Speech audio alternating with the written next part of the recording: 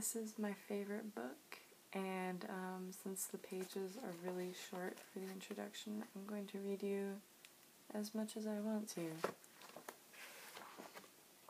1. There was a master come unto the earth, born in the holy land of Indiana, raised in the mystical hills east of Fort Wayne. 2. The master learned of this world in the public schools of Indiana, and as he grew in his trade as a mechanic of automobiles. 3. But the master had learnings from other lands and other schools, from other lives that he had lived.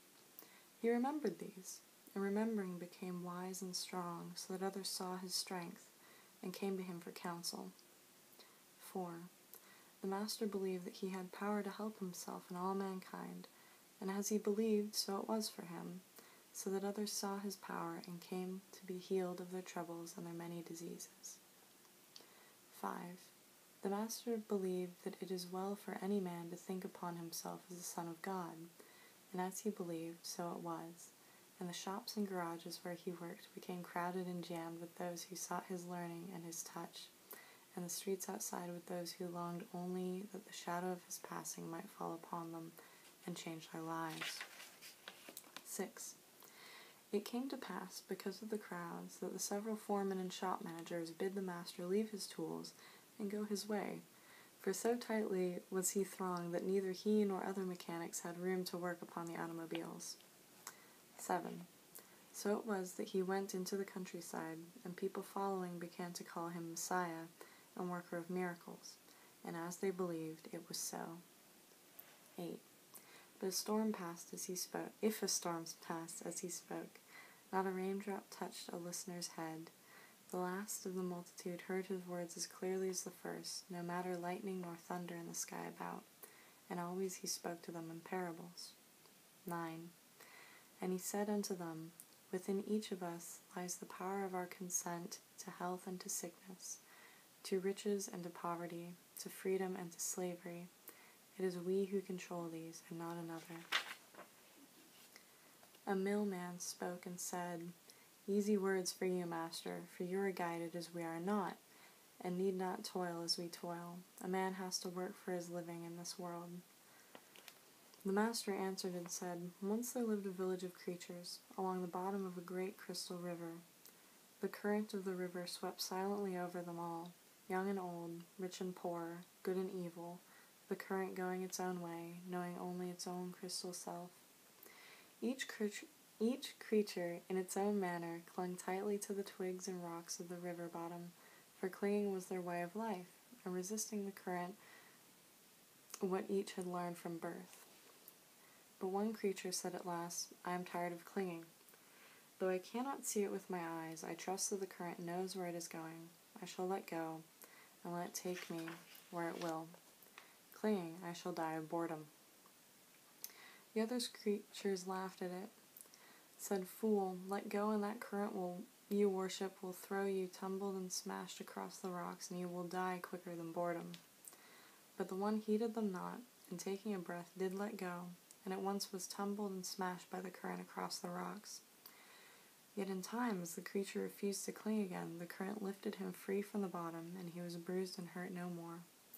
And the creatures downstream, to whom he was a stranger, cried, See a miracle! A creature like ourselves, yet he flies. See the Messiah come to save us all. And the one carried in the current said, I am no more Messiah than you.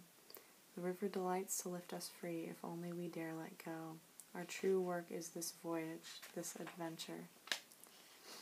But they cried the more, Savior, all the while clinging to the rocks, and when they looked again, he was gone, and they were left alone making legends of the Savior.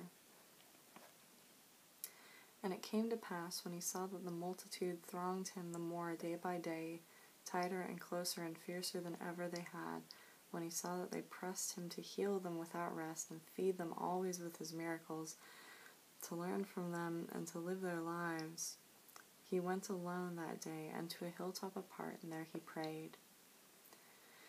And he said in his heart, Infinite, radiant is, if it be thy will, let this cup pass from me. Let me lay aside this impossible task. I cannot live the life of one other soul, yet 10,000 cry to me for life. I'm sorry I allowed it all to happen. If it be thy will, let me go back to my engines and my tools, and let me live as other men. And the voice spoke to him on the hilltop, a voice neither male nor female, loud nor soft, a voice infinitely kind.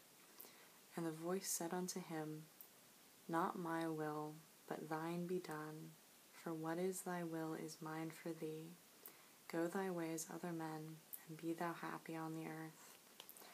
And hearing, the master was glad, and gave thanks, and came down from the hilltop, humming a little mechanic song. And when the throng pressed him with its woes, beseeching him to heal for it, and learn for it, and feed it non-stop from his understanding, and to entertain it with his wonders, he smiled upon the multitude, and said pleasantly unto them, I quit. For a moment the multitude was stricken dumb with astonishment.